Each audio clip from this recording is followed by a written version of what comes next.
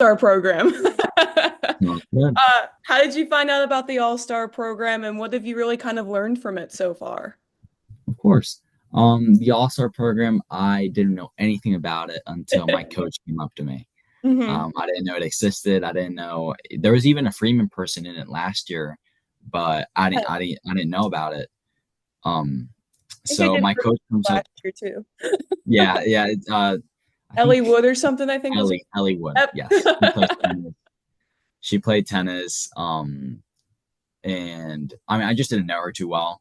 Yeah, Um, I'm not, I wasn't, when I was a junior, I wasn't friends with a lot of seniors, right. and not a lot of them, even with the people I was, they weren't on the girls' tennis team. But she was in it, and I didn't know about it at all until my baseball coach came up to me, Coach Moore, and he Mhm. was like, "Hey, every year, like Henrico/Richmond schools are asked to like nominate a couple kids of who they can like best exemplify like a good academic standing. Yeah. They're in a sports team. They exemplify leadership and all these sorts of qualities and skills. And he shows me the application, and then I start to get to researching on like sports backers and all stars and what they do. And it just sounded like an absolute great experience. There was no reason to not say Right. yes. Like it was like kind of like I would get to learn so many new things about basically the real world. Like Yeah. I'm in high school right now, but when I am doing it, I'll only be a year away from going off to college, and learning these skills of leadership, communication, advocacy would Hmm. just be so profound for my future, Yeah. and doing it with a good cause as well. Talking about active living inequities in our communities where it can be seen really all throughout counties of Virginia. I feel like in Virginia, there's a large disparity of like, when it comes to really low class and really, really like 1% high class. I mean, there are counties like Falls Church where like the median income is like well into the six figures, Yeah. and they have all sorts of opportunities. And you see really the kind of like the the poverty line is basically non-existent, and their way of living is Mhm. so much more free than in other counties like Petersburg, which is not very far away from us. And yet the parks, the sidewalks, the bike paths that you will see in Fairfax and Falls Church are basically non-existent there. And you can see how that relates to really their day-to-day life there. Mhm. Um, so it was something that maybe before I wasn't very passionate about, but once it got brought to my attention, it was an eye opener. Yeah. How really I didn't think about how a simple walkway or a bike path could really like change a community. How a simple park or a recreation center could bring people together and not even make them healthier. It's kind of just about making connections as well. I mean, this stuff that sports backers like advocates for, like the trail lines, like Yeah. and all that. Those are where people come together, and that's when like back in like maybe like hundreds of years ago, people came together in, let's say, like libraries, and they deliberated and talked and made connections there.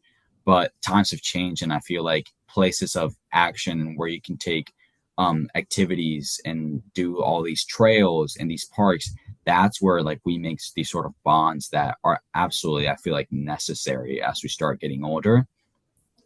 I feel like it's as you grow up and you start kind of like not even like on purpose like isolating yourself, but you just like get into your work and you start taking less part in like these like club teams that you did as a kid, and kind of your friendship dwindles with like a lot of these people, and you start accidentally like isolating yourself. I feel like that's one of like the biggest like this mistakes like one can make as a person, because like having the right kind of people around you and having just connections in that relationship, those relationships with just, I guess, people, really, it's so crucial to one's mental and physical health. I mean, I very much think that just being able to have a person you can talk to, whether it is a friend, a girlfriend, a boyfriend, or even your parents, just having that able like connection is so important to just the being of a person, that that's how you see how it connects to the physical activity of these communities. Like the more opportunities that have to come in together, and being able to work on their physical health, the more you see that unconsciously their like mental health starts to like get better and better and better. Absolutely. So like finding about all of that, All Star seemed like a no brainer. So I Yeah. was like, let's jump into it. And so far, it's been nothing but amazing. I've been able to go to all activities except one. Unfortunately, the last one, I had a fever. I was not feeling very well. So I wasn't able to attend. But before I was attending all of them, it was really amazing. They bring in speakers from corporations like CarMax, from local government, from nonprofits, all to speak on their perspective of active living, what they do about it, and giving us real life examples for something that we can do once we grow up. Because of course, as kids right now, um, we're not able to take maybe the same level of action that these big corporations and government can take to enable these to get rid of these active living inequities. But it definitely just plants a seed in us, and I think that's amazing. They're raising the future generation of kids to be action takers, like policymakers, like advocates that can really make change for the things that we're passionate about, whether we keep on this road of active living or we change our focus and care about now homelessness or poverty and all of these sort of huge topics that seem kind of intimidating to take on. But Sports Backwards gives us the right tools to be able to not only deal with the problems that they're showing us right now with active living, but also they teach it in a broad way where you can move it to any aspect of your life. I remember this one lesson I loved. Unfortunately, I had to be over soon because it was one over the winter, Yeah. and it was about advocating for yourself. And they brought in people from Bike Walk RVA, how they for years have advocated for bike paths and how it's such a long and brutal process, but it's something that you just have to have grit Yeah. and determination and fight through and go to these public town hall meetings and speak with your representative and get a group of people to speak on it because one's voice is not enough, but maybe a group's will do the thing.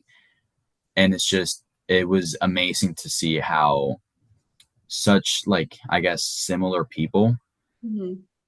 which like when you think about like all of these like changes that you make, like bridges being built, bike walks being put into play, I would generally think like, oh, it took like something like out of my level to achieve this. Mhm. But watching and getting lessons from the people that were able to do this put everything into perspective where like I can do this. And now that's what me and my group are trying to work for our capstone project. We're working towards kind of like a field day slash event where we teach little kids about bike safety Oh, awesome. and give them some lessons on like what are the right signals, the right things to look for, Mhm. and sort of. And now we're trying to advocate for that and sending out emails. And sometimes the emails don't come back; they don't Yep. we don't get a reply, but that's okay. We send out more emails. We reach back out. So it's just been a great lesson that I feel like in such a short span amount of time, it has made me grow as a person in so many ways that I would have never thought.